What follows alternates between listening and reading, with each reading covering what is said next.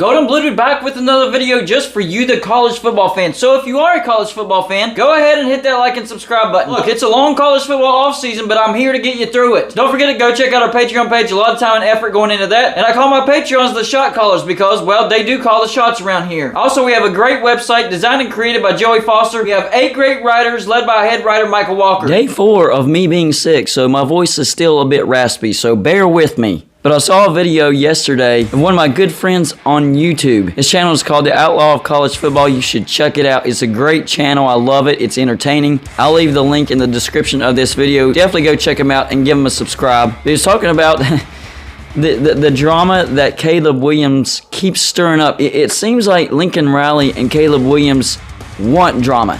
Every time the drama starts, dying down, they say something or do something to get it stirred back up. They want people talking about USC, and I get it. I get it. But the things that they say to stir up the attention almost looks like it's counterintuitive. It's kind of like somebody saying, hey, I don't want the attention, but making it in a way to where it gives them attention, sort of that kind of thing.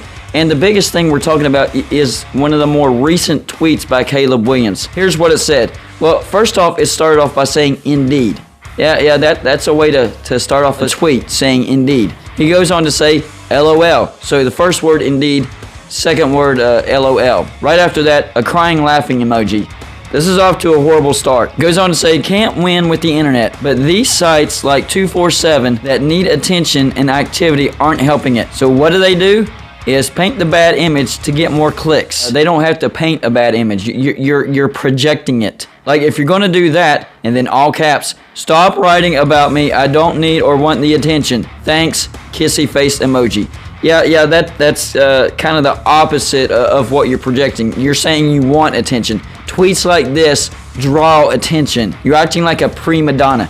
But there's other stuff besides this. Now, whenever Jordan Addison entered the transfer portal, a lot of people were talking about him going to USC. What does Caleb Williams do? He retweets something that Fox has already tweeted as far as Jordan Addison's choices. I think Fox was basically throwing names out there and seeing what sticks. But for Caleb Williams, it's more about letting everybody know who USC will beat when Jordan Addison joins USC. I'm pretty sure the decision has already been made. Jordan Addison is more than likely going to USC. But to give USC more clout, they have to put the names out there that USC is beating for Jordan Addison. Really, it's all about the money. And he has USC, Alabama, Georgia, Texas, Clemson, Miami, LSU, and Pitt. So basically, he probably already knows that Jordan Addison is going to choose USC, so he's naming all these big names, so it will seem like USC is beating all these big names, and they very might well be, but I haven't heard all these names mentioned with Jordan Addison. So he wants to make sure that when Jordan Addison chooses USC, you know for a fact that they beat all these big brands and that USC is now that important. Another thing that he retweeted, it was a tweet by Scott Shader, and that was the tweet that was showing that Caleb Williams is partnering with Matt Leinart to help athletes boost NIL value. Look, Matt Leinart, he was a great USC quarterback,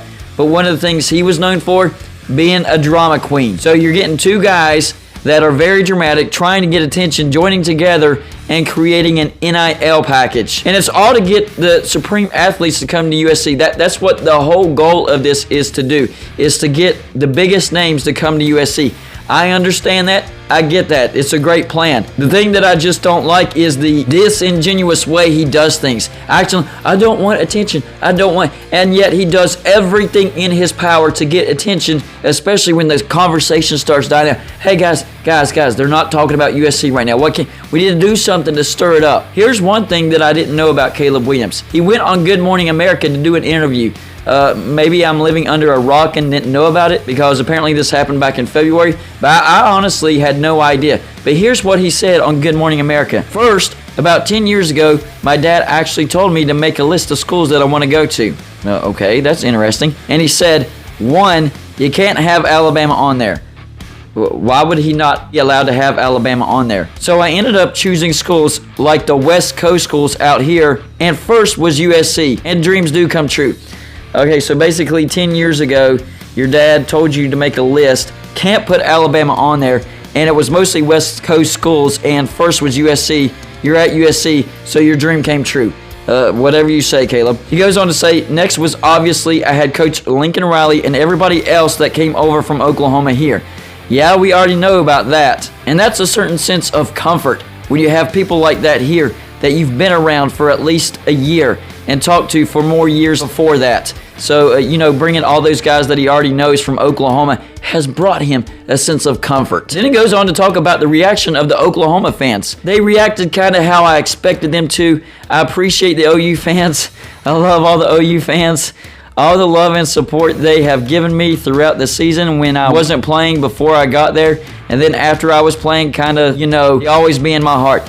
Yeah, except not too long ago, you were actually trash talking the people of Oklahoma, saying, Oklahoma football was the only thing that was going on in the state of Oklahoma, that you loved being at USC a lot more because basically Oklahoma were country bumpkins. So first you trash talk them, and then you go on to say, I appreciate their love and support. Yeah, that sounds genuine, Caleb Williams. And finally, he talks about the NIL partnerships. Obviously, you have to think about it because it is a part of college football and not that big.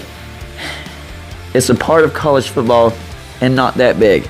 Not really big at all. So not only is NIL not that big of a part of college football, but not really big at all. Are you freaking kidding me? For me, I've been fortunate enough throughout my childhood to be in certain situations in my life. Are you saying that you were spoiled? To me, it really wasn't that big for me.